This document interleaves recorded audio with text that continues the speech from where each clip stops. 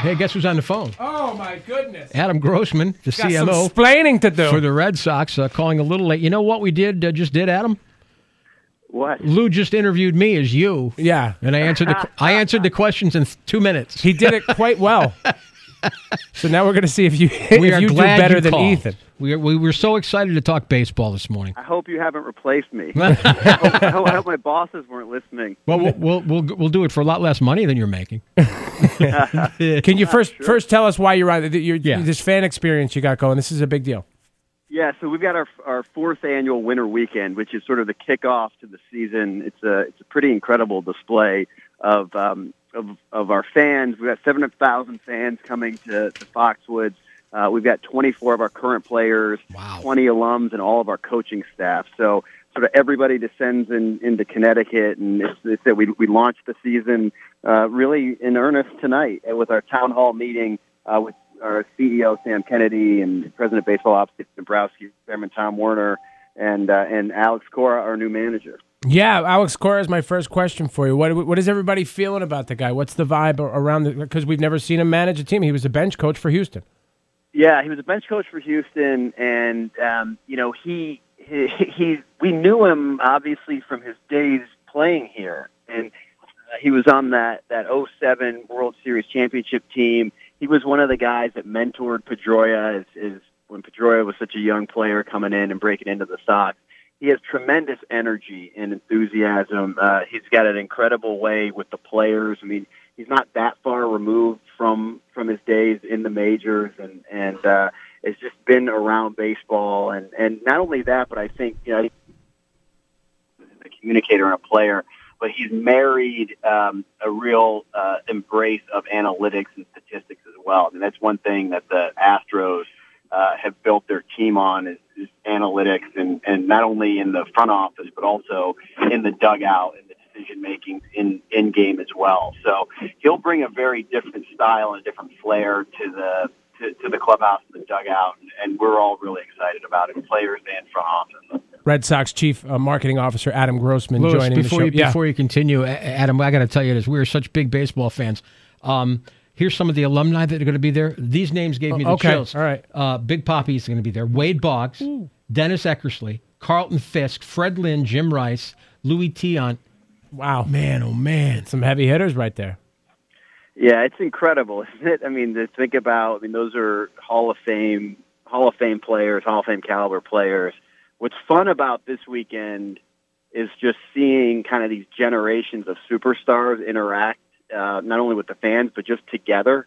Like last year, we would have pitching discussions amongst Eckersley and Pedro, and now you could throw Sale in that mix, and to be able to hear from Poppy and sort of put him with Jackie Bradley or Xander Bogaerts, and to sort of see these guys that have incredible experience and perspective, and at different stages of their life is always something to see, and that's part of what makes the Red Sox organization and the tradition and history so lively. What about this? The reports that the organization made an offer to J.D. Martinez, 5 years, $100 million. Yeah, so I'm not going to comment on. Oh, you're going to comment. Individual offers, but it's been well talked about that we're looking for kind of a middle of the order bat to strengthen our lineup, and it's been a weird offseason. There's over 130 free agents that still haven't been signed. It's been probably the slowest moving offseason that Dave was talking about this recently, is that he's been in the game for over 40 years. He's never seen an offseason that has developed slowly. So it's sort of like once the dam breaks, it's going to be fast and furious, and it's going to be pretty crazy. But there's a lot out there, and some really big names, obviously, that don't have homes. So we'll see how far it gets, whether that gets before spring training or into spring training. But you can be sure that we are active. We're on the phones, and the team isn't quite set yet, but will be obviously by opening day. Is Scott Boras holding it up because he's a giant pain in the ass? He holds a lot of cards. He's got Martinez, he's got Hosmer, he's got Moustakas. So he does have a lot of control this off season which always makes for an interesting interesting series of events as it relates to signing. When you talk to your coworkers and the guys that are in charge of such things, do you ever hear about Scott Boras that like he's holding me up for this thing? Like I want JD, but then he wants me to do him a favor on somebody else. Does that kind of thing happen? Yeah, well, I mean, we get sort of reports. I mean, as you can imagine, like the baseball ops guys probably don't want to hear a lot from the marketing guys. Yeah. But we do.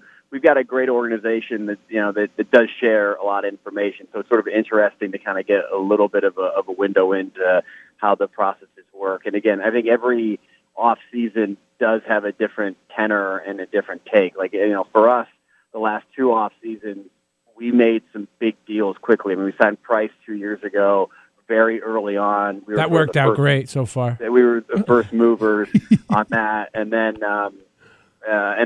last year obviously we got Sale, and we did a Sale deal. So we're just sort of we're there. There's been a lot of communication, but obviously not a lot of action yet. Chief Marketing Officer of the Red Sox, Adam Grossman, joining the show. How come your Yankees aren't doing this? What? Doing what? Doing what the Red Sox do. I just reached out to him this morning. What do you mean, the Fan Fest? This is so cool. Yes, the Fan Fest. Yeah. I don't know what they do. Cashman's climbing. Tell him to get it together. Cashman's climbing buildings every 6 weeks. I don't know what the hell he does. Now, because of the Stanton signing, between the Yankees and Red Sox, the fans get really reactionary and a little crazy. What is the fan response? So the Yankees make the big offensive splash, and then, like you said, it's been a quiet offseason for most of the league. I know I've looked at all the writers, and all the writers are very optimistic about your team having a better year offensively. But what's the fan reaction been?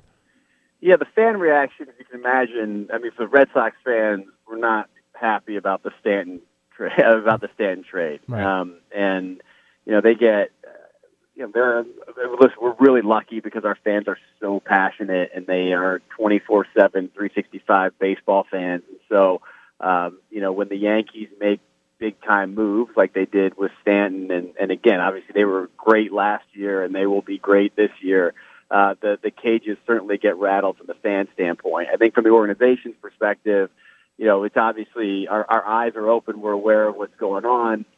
We're not going to be reactive. We're going to focus on our team and our lineup and our club. And again, I mean, for us, we've won the division the last 2 years. Our Octobers have been shorter than we've wanted them to be, and so we've got work to do. But we're really confident in the club that we have.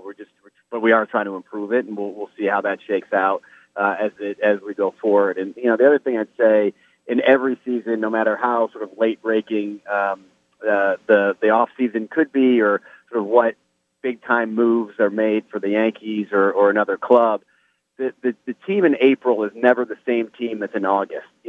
Given injuries and given the variability of what a season can unfold. So we'll see how things progress, but we are excited about this year. I mean, we've got guys like Bradley and Bogarts and Betts and Devers who are under 25 years old, and young core talented guys, and then in 3 Cy Young Award winners between Price, Porcello, and Sale. So we're confident. But we're always looking to improve. Speaking of health, one more baseball question before we get back to the fan experience. Dustin Pedroia, when?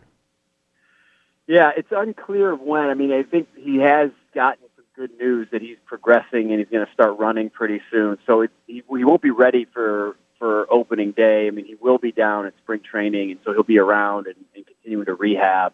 But it's unclear in terms of exactly when. But the good news is that he is progressing, and I think he will be a part of the 2018 Sox. Just a matter of when. Ethan, let's tell everybody all the amazing things that are going on. Give out the details. Well, first of all, are there any tickets available for this? Or is it sold out? It is sold out. We sold out earlier than ever this year, which was I mean, it's great, but unfortunately it is sold out for the weekend. Our tickets, though, for Fenway are on sale. So if you can't get there this weekend, we've got a number of games on sale right now, and all of our games next Friday will be on sale for the rest of the season. So if you go on RedSox.com, you can see what's available in terms of our Sox packs, some of the individual games that are already on sale, and then next Friday they'll all be on sale for the fans. That's why he called late. They were sold out. He's like, what do I got to call these guys for? I did it already. Look at No, but this is a good lesson. Next year, don't sleep on this thing. Right. As soon as it goes on sale, you buy it. Get in on it. How do I get Nesson at the last minute? Because some of the activities will be televised on Nesson. So any way I can get Nesson. And Nesson will be taping tonight, and we'll show the town hall going forward. But tomorrow it's live. Everything's live on Nesson, so you get to hear from the players, and they'll be going in and out. So we'll have everybody going through Nesson. I'm going to sneak in. Adam Grossman, the Chief Marketing Officer of the Red Sox. We've done this a couple of times. We always appreciate your time. Thank you for joining the Thank Ethan you, Lewis Adam. Show.